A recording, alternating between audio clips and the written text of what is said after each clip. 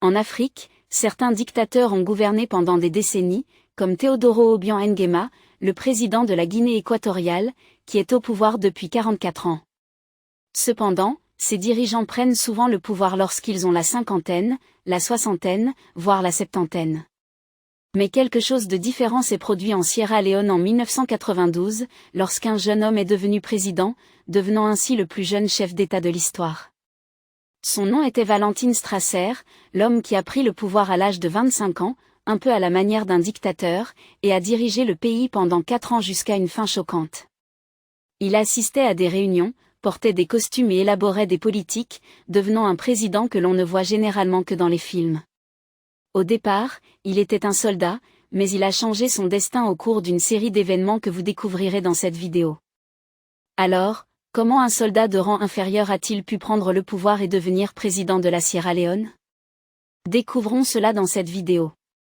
Valentin Essigagbo Melvin Strasser est né le 26 avril 1967 à Freetown, la capitale de la Sierra Leone. Ses parents faisaient partie du groupe ethnique créole. Lorsque Strasser est né, la Sierra Leone était sous un gouvernement parlementaire avec Sir Albert Marguet en tant que Premier ministre. Il a passé ses premières années dans le quartier d'Allentown, situé à l'extrémité de Freetown. Strasser a terminé sa scolarité secondaire à la Sierra Leone Grammar School de Freetown, obtenant son diplôme en 1985 à l'âge précoce de 18 ans. Pendant ses années à l'école secondaire, Strasser s'est distingué comme un élève doué, se démarquant particulièrement dans des matières comme les mathématiques et la chimie, puis a entamé sa carrière militaire. En 1985, juste après avoir obtenu son diplôme de l'école secondaire, Strasser s'est enrôlé dans les forces militaires de la République de la Sierra Leone, RSLMF, à l'âge de 18 ans, sous la présidence de Siaka Stevens. Il a suivi une formation militaire en tant qu'officier stagiaire à l'Académie militaire de Bangma, située juste à l'extérieur de Freetown à Bangma. Après sa formation, Strasser a été nommé officier dans l'armée de la Sierra Leone, une réalisation exceptionnelle à l'âge de 19 ans. Il a été ensuite affecté à une caserne militaire à Daru, dans le district de Kelain, à l'est de la Sierra Leone. Le Front Uni Révolutionnaire, RUF, dirigé par Fode Sanko, a initié sa première attaque le 25 mars 1991 dans les villages de Bouédu, situés dans le district de Kelain. Strasser, ainsi que d'autres soldats déjà stationnés dans une caserne militaire à Kelain, a été chargé de diriger la lutte contre la rébellion incitée par le RUF. Avant que le président Momo ne soit renversé par son successeur, Valentin Strasser a combattu activement contre l'invasion libérienne en Sierra Leone, en particulier dans les régions de l'Est et du Sud du pays. Les efforts de Strasser comprenaient la lutte contre les rebelles locaux, souvent appelés Sobel. Le mandat du président Momo a été de courte durée, car il n'a pas réussi à répondre aux demandes du peuple sierra-léonais. Pendant son régime, la population souhaitait un système politique plus coopératif, estimant que Momo n'avait pas apporté de changements significatifs par rapport à son prédécesseur. À partir de 1968, la Sierra Leone était sous le contrôle du Congrès de tous les peuples. À la suite d'un référendum constitutionnel controversé en 1978, suspecté de manipulation, ce parti est devenu la seule entité légale. Le pays était gangrené par la corruption et la mauvaise gestion sous la présidence de Momo et de son prédécesseur, Siaka Stevens. En mars 1991, la Sierra Leone a été plongée dans la guerre civile sierra-léonaise, un conflit opposant le gouvernement à l'invasion du Front Uni Révolutionnaire dirigé par Fode Sanko. Les soldats gouvernementaux sur le front ont souffert de fournitures inadéquates et d'une mauvaise alimentation, et dans certains cas, ils sont restés sans salaire pendant 3 mois. Le capitaine Strasser a été témoin de ces conditions terribles alors qu'il servait avec une unité combattant les rebelles.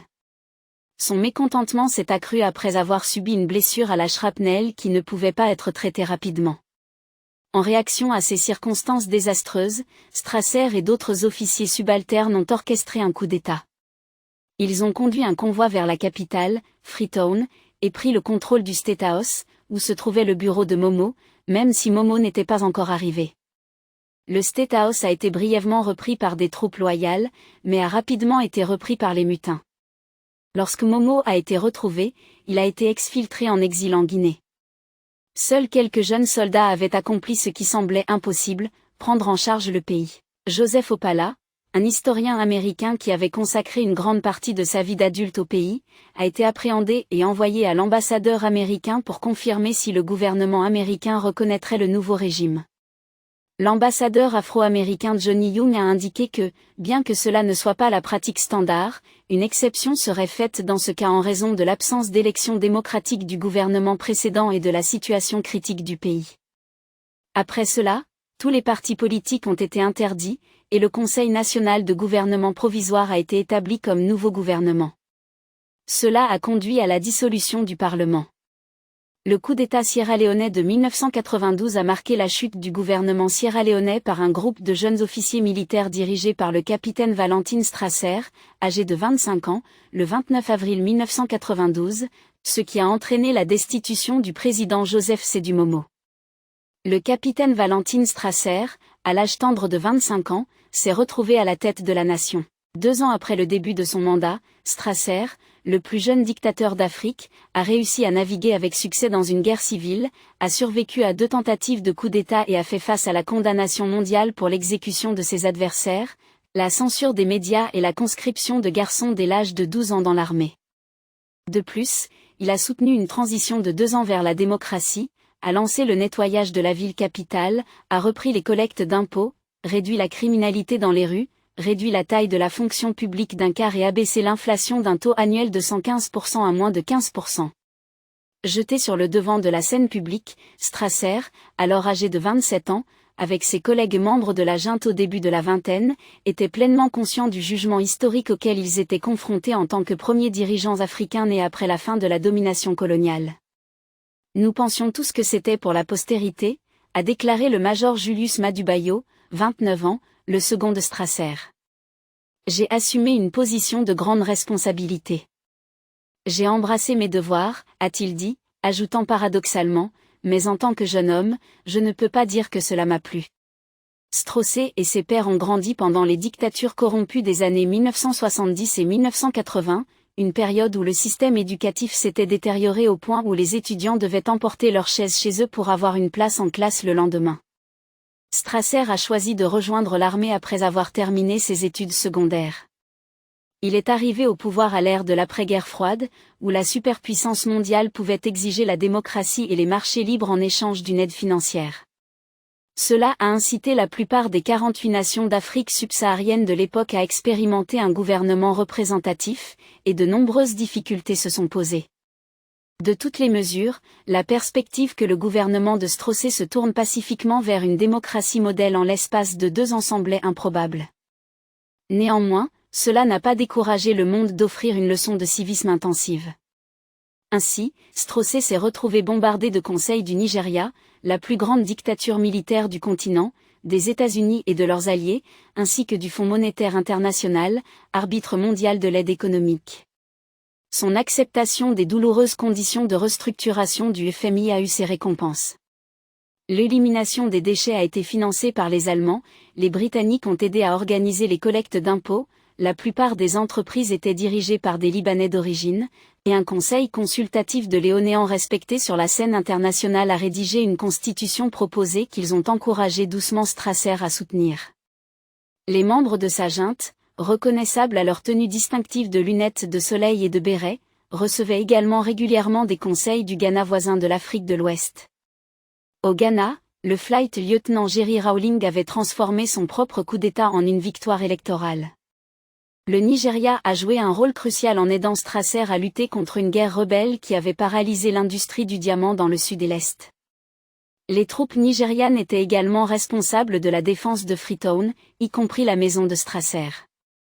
Le dictateur nigérian, le général Sani Abacha, avait donné un exemple quelque peu négatif à Strasser en renversant un gouvernement civil, en dissolvant les assemblées élues et en annulant une décennie de restructuration économique l'année dernière. Ils avaient leur mérite. Le général Béo, le deuxième de Strasser, a commenté les influences diverses, mais ils avaient aussi leurs défauts. Néanmoins, les Boys, comme on les appelait, avaient une expérience limitée de la démocratie ou du monde extérieur.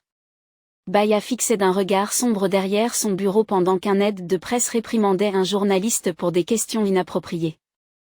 Les traités exigeaient une grande délicatesse, a noté Tejan Kaba, ancien directeur du programme de développement des Nations Unies à New York et président du Conseil consultatif. Kaba, diplômé d'Oxford, âgé de 62 ans, a révélé que le Conseil consultatif exerçait subtilement une pression sur le gouvernement de Strasser pour ne pas les embarrasser.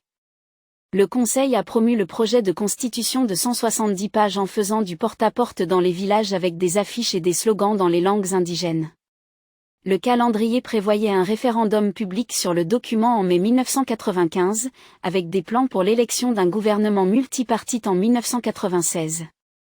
Le Conseil a reconnu que vendre la démocratie n'était pas une tâche facile dans l'un des pays les plus pauvres du monde, où l'espérance de vie était de 42 ans, où 86% de la population était illettrée et où les taux de mortalité infantile figuraient parmi les plus élevés du monde. Les jeunes léoniens, qui avaient adopté Strasser comme l'un des leurs, s'étaient endurcis après des années de privation et de répression. Voici un rappel pour aimer et partager la vidéo, et vous abonner à notre chaîne pour regarder plus de vidéos sur la culture noire, l'histoire, la civilisation et l'identité. Continuons maintenant. Et un journaliste qui avait été emprisonné 3 fois par le prédécesseur de Strasser, et une fois par Strasser lui-même, a déclaré « La culture impitoyable de survie des 30 dernières années a créé une situation où les gens ne se préoccupaient que de rester en vie, pas de la démocratie. » Strasser était méticuleux dans son évitement de la presse et déclinait toutes les demandes d'entrevue. Ceux qui interagissaient régulièrement avec lui observaient son isolement croissant et notaient sa participation réduite à la prise de décision quotidienne. Cependant, malgré ses tendances reclues, Strasser restait populaire dans cette nation d'Afrique de l'Ouest d'une population de 4,5 millions d'habitants à l'époque. Le pays avait une histoire unique, établie il y a 2 siècles par des esclaves affranchis originaires de Grande-Bretagne, des États-Unis et de Jamaïque. Sierra Leone, tout en étant indéniablement magnifique, luttait contre la pauvreté. Elle disposait de plages océaniques immaculées entourées de montagnes couvertes de brume, attirant les touristes européens qui fréquentaient les hôtels en bord de mer et se promenaient tranquillement sur les plages de sable. La capitale côtière, Freetown, présentait un paradoxe. C'était une ville propre, mais étonnamment désorganisée, avec des bâtiments de l'époque coloniale dans divers états de délabrement. Les rues étroites en terre étaient constamment congestionnées et souvent fermées chaque fois que Strasser partait en voiture. Sierra Leone avait obtenu son indépendance de la Grande-Bretagne en 1961, mais avait connu un déclin prolongé marqué par des coups d'État et des élections contestées ayant causé de nombreuses victimes. En 1985, le général de division Joseph Momo, commandant de l'armée, avait pris le contrôle, plongeant la nation dans un état de pénurie de carburant perpétuel, de pénuries alimentaires et de corruption généralisée qui siphonnait 90% de la production de diamants. En 1991, une rébellion avait éclaté, forçant 1,5 million de personnes à fuir leur foyer. En raison de l'incapacité de Momo à payer ou nourrir ses soldats, les officiers subalternes étaient devenus mécontents et s'étaient transformés en agitateurs. En mai 1992, la situation s'était tellement détériorée que les Nations Unies avaient désigné Sierra Leone comme l'endroit le moins hospitalier du monde pour vivre. Quelques jours plus tard, 9 officiers subalternes avaient mené un convoi de 60 soldats en ville, exigeant leur salaire sous la menace des armes. Le très impopulaire Momo, sans pratiquement aucun soutien, avait fui le pays. Les mutins, principalement des hommes peu éduqués originaires de villages ruraux, s'étaient tournés vers le charismatique Strasser pour diriger un gouvernement militaire provisoire. Il s'était rapidement forgé une réputation de sauveur auprès de la population, même si parfois il passait sous silence, voire célébrait, les premières violations des droits de l'homme commises par son régime. Ces violations incluaient notamment l'exécution de 29 présumés comploteurs de coups d'État sur les plages de Freetown sans bénéficier d'un procès. Cette action avait conduit la Grande-Bretagne à suspendre son aide à la nation. Bien que ces abus aient finalement été maîtrisés et que la Grande-Bretagne ait repris son assistance en janvier, la résidence surveillée de 30 hommes politiques se poursuivait et environ 20 journaux restaient fermés. De plus, 4 journalistes étaient poursuivis pour sédition pour avoir cité des allégations d'un journal suédois selon lesquelles Strasser et ses associés étaient impliqués dans le commerce illicite de diamants à Bruxelles. Malgré quelques améliorations modestes des conditions de vie, le pays n'a pratiquement pas connu de croissance économique. Les investisseurs préféraient éviter une nation plongée dans le conflit et dirigée par des soldats de la vingtaine. John Benjamin, un ancien homme d'affaires de 41 ans, était le seul membre civil du junta au pouvoir et le seul à dépasser l'âge de 29 ans. Il affirmait avec force que la stabilité du jeune gouvernement était tout aussi fiable que celle de tout autre en Afrique de l'Ouest. « Je crois sincèrement qu'ils ont mûri », a-t-il déclaré. Tous nos collègues ont pris leur rôle plus au sérieux. Ils sont parfaitement conscients de leur place dans l'histoire, et ils sont résolus à ne pas échouer. Lorsque vous avez la vingtaine et que vous commettez une erreur, vous devez vivre plus longtemps avec les conséquences. Cependant, l'ère de Straussé a pris fin en 1996. En janvier 1996, après près de 4 ans au pouvoir, Straussé s'est retrouvé renversé par un autre coup d'État militaire. Cette fois, le coup d'État a été initié par ses collègues du NPRC, mécontents de sa gestion du processus de paix. L'insurrection a été dirigée par son adjoint, le brigadier général Julius Maada Bio, ainsi que le colonel Tom Numa et le capitaine Kambamanda. Le 16 janvier 1996, Bio a orchestré un coup d'État militaire, entraînant la destitution du capitaine Valentin Strasser du pouvoir. Ce coup d'État découlait d'un désaccord au sein du Conseil suprême d'État au pouvoir sur la question de savoir s'il fallait prioriser la recherche de la paix avec les rebelles du RUF avant de procéder aux élections multipartites prévues en mars 1996. Le débat portait également sur la participation des membres du junta aux élections ou sur leur disqualification. Le coup d'État a reçu le soutien de plusieurs officiers du NPRC de haut rang, dont le colonel Tom Numa, le lieutenant-colonel Kambamanda, le lieutenant-colonel Reginald et le lieutenant-colonel Karefa Kargbo. Le capitaine Valentin Strasser, alors leader du NPRC et chef militaire de l'État de Sierra Leone, a été appréhendé par ses propres gardes du corps militaire sous la menace des armes, chargés de sa protection. Il a été rapidement transporté en exil dans un hélicoptère militaire à destination de Conakry, le pays voisin de la Guinée. Après sa destitution, Strasser a obtenu une bourse des Nations Unies pour poursuivre des études de droit à l'université de Warwick à Coventry, en Angleterre. Cependant, il a interrompu ses études après 18 mois. En 2000, sa demande d'asile en Angleterre a été rejetée.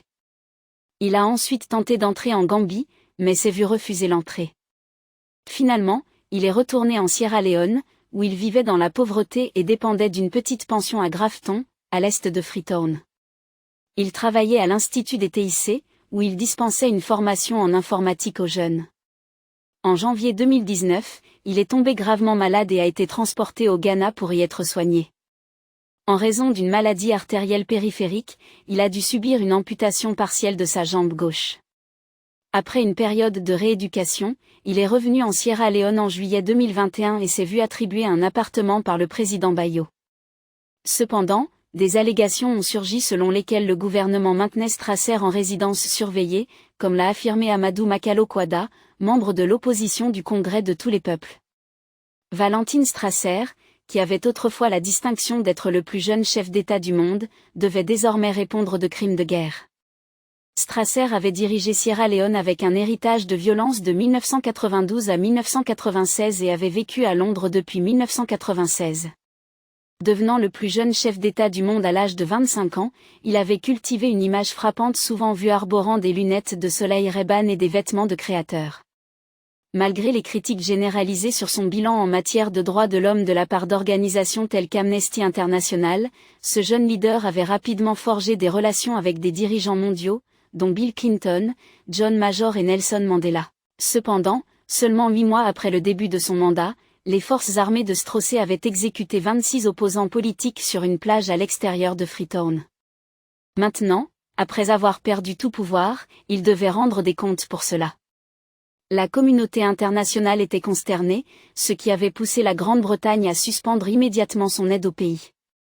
Amnesty International avait signalé que des individus suspectés de soutenir le Front révolutionnaire uni rebelle avaient été soumis à la torture. Les soldats gouvernementaux étaient accusés de commettre des atrocités.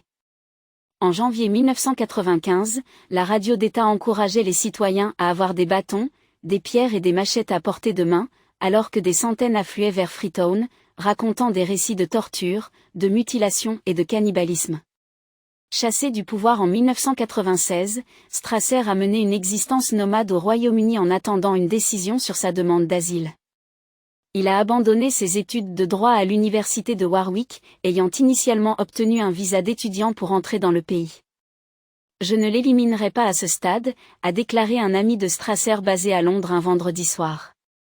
Il conserve toujours une base de soutien en Sierra Leone, et tout effort pour le ramener là-bas devrait être minutieusement étudié. La demande d'asile de Strasser au Royaume-Uni, sa maison depuis 1996, a été rejetée, le contraignant à quitter le pays. Par conséquent, la situation de Straussé s'est détériorée alors qu'il luttait avec l'absence d'une source de revenus fiable. Ses difficultés financières sont devenues de plus en plus lourdes. Pendant cette période, un incident particulièrement émouvant et largement médiatisé a eu lieu. Strasser a été vu dans un lieu public mendiant de la nourriture.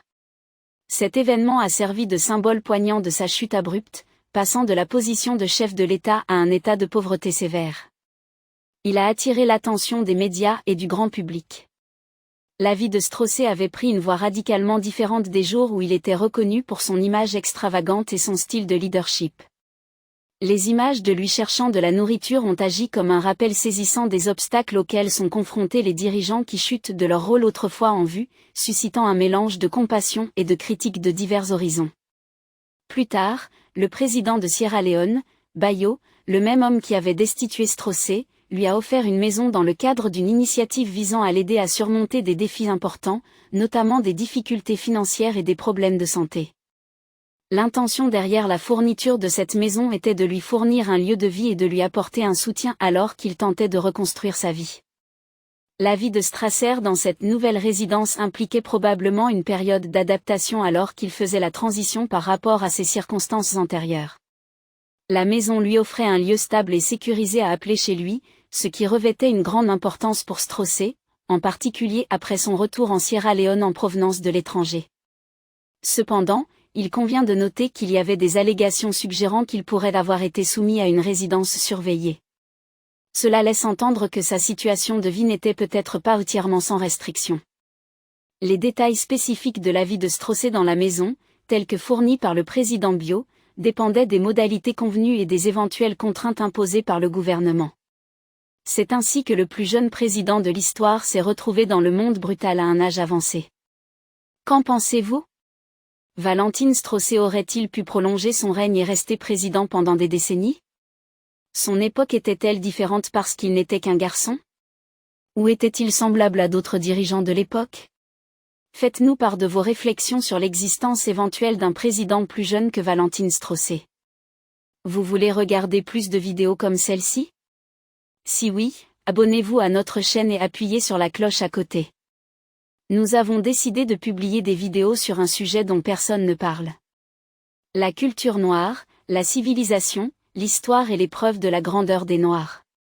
Merci de nous avoir regardés et jusqu'à la prochaine vidéo, restez à l'écoute.